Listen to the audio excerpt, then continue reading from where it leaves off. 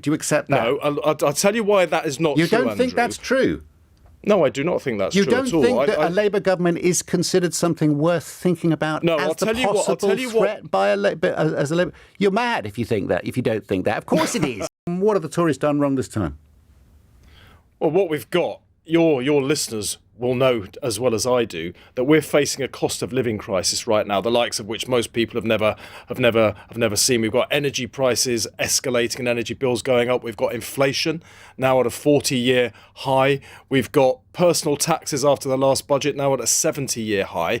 Families just can't make ends meet. So the Conservatives are wrong to have simply allowed council tax to go up. Bills landing this week, as it happens, by over 5% on average up and down the country, when they could have taken a decision to freeze council tax bills by levying a genuine windfall tax on the oil and gas giants and use the proceeds of that to freeze council tax bills. We had the budget from the Chancellor. He chose to put people's income taxes up by freezing the thresholds. That's a form of stealth tax.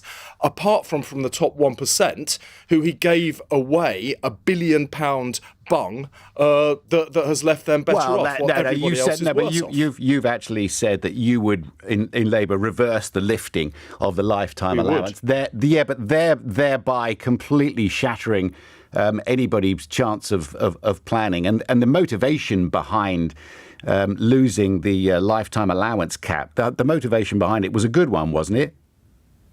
Well, do you know what the motivation if they wanted was? to help, if their intention was to keep GPs and doctors working in the health service, they should have done something targeted on GPs and doctors in the health service, just as a few years ago, a similar scheme was done for judges. What they didn't need to do was for everybody who is in the wealthiest 1% and give them £1 billion bung, while the other 99%, Andrew, are left paying more tax at the time they simply can't afford it. Well, most of the people that you're talking about are in public service. They are actually, those people with those lifetime allowances were senior medics in the NHS and civil servants. It's everybody who's got a massive pension worth over £1 million. No, it's everybody. They've applied it to everybody. I mean, I think we're probably arguing for the same point, which is it should be targeted at doctors, just as it was at judges a few years ago, but not to everyone else who's in the top 1%, not while the other 99%, which, literally the rest of the country,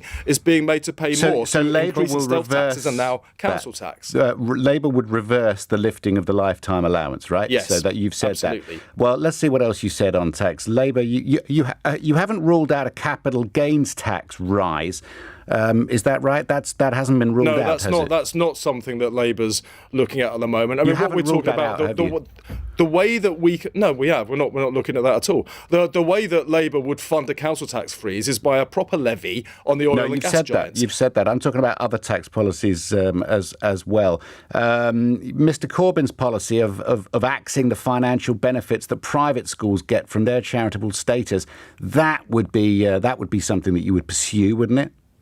Yeah, what Labour's looking at changing in tax policies is, yes, there is a VAT tax loophole for private schools that would be removed so that we can fund improvements in teaching in the rest of the education system. We would scrap non-dom status. This is where very wealthy foreigners living in our country don't have to pay tax. Right. They get it would raise £3 billion that you could use to fund the biggest increase in doctors and nurses in our NHS history. They do pay tax when they bring the money back.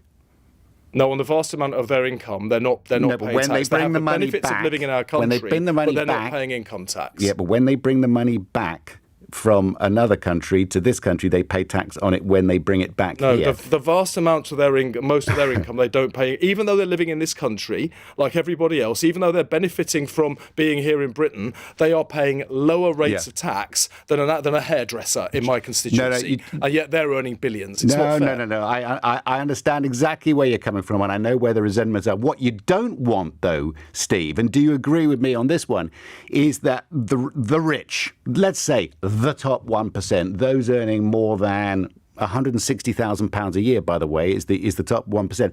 What you don't want, because they're paying, for instance, 30% of the total income tax paid, the top 1% paying 30% of income, you don't want them going somewhere else with all their lovely money that we want at this point. So how do you motivate those who are well off to actually stay here? We're not talking about people earning more than £160,000 a year. Non-doms. No, are I'm not people talking about who earn non-doms now. billions. The top 1% is what I'm talking about. We talk about the 1% the whole time, and I understand that, you want to, take them for whatever you can, pay a fair rate of tax. What I just said to you is that the top 1% pay 30% of income tax. You don't want them to be paying it somewhere else, and they're quite they're quite frictionless. The wealthy, aren't they? But you don't want their Andrew, money somewhere else. Not talking about non-doms. That top 1% you're talking about already live here, don't they? They're already living here and paying taxes. The government just gave them a giveaway. They haven't arrived because of the giveaway. They already were here paying taxes at that rate. The government had just taken £1 billion and handed it to them. There's no issue about them going and living somewhere else. But during they've given them extra money. They didn't ask for it. All I'm saying is that you don't want to be driving the wealthy away because they pay an awful lot. No, it's not driving them away, is it? Because they're already here. This isn't an extra tax. It's a tax giveaway. But just generally speaking, a Labour government is considered a threat by the well-off, right? Do you accept that? No, I'll tell you why that is not true, You don't think Andrew. that's true?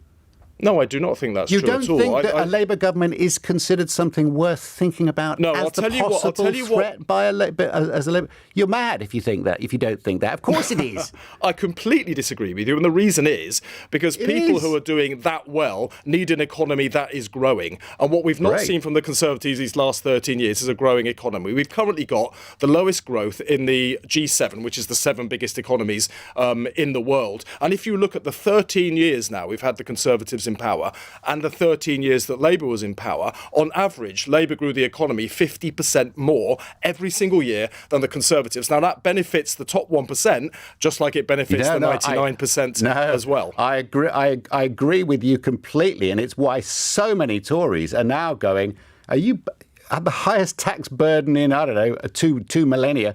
It seems utterly ridiculous that this is a Conservative government. And all I'm saying is that Labour, I wonder if they've got something waiting for us that might scare the horses, particularly in the southeast, that might worry Middle England, who've got a decent income and would consider the Labour Party a threat. I'm talking about that stupid mansion tax that Miliband had. I'm talking, things like that. The possibility of a wealth tax. Nothing of the sort. Things like, okay, no, well, I know nothing's been announced, but that is a concern. I'll tell you what, those last two things we were talking about, Andrew, are linked.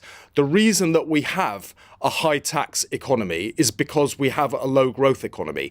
The way to keep the tax burden low is to grow the economy faster. Now, Labour's got this green prosperity plan. Labour's got this green prosperity plan, and the chairman of Tesco's, not a Labour guy, he's one of the captains of British industry. He said there's only one player on the pitch when it comes to economic growth, and that is the Labour Party. And he was looking at our plans, for instance. Who's that? The chairman of Tesco. He was looking at, for instance, our plans to invest in wind, wave, solar, nuclear. That means really good, well-paid, secure jobs up and down the country. But it also gives us control of our own energy supply in the end, which means we're no longer reliant on these volatile and increasingly expensive flows of fossil fuels from outside our own country. Why would you not invest in that if it brings you economic growth and it lowers energy bills at the same time? Fracking in Croydon North is what I say, Steve. Fracking. Well, I don't think the people of Croydon North would be too happy to hear you say that, Andrew.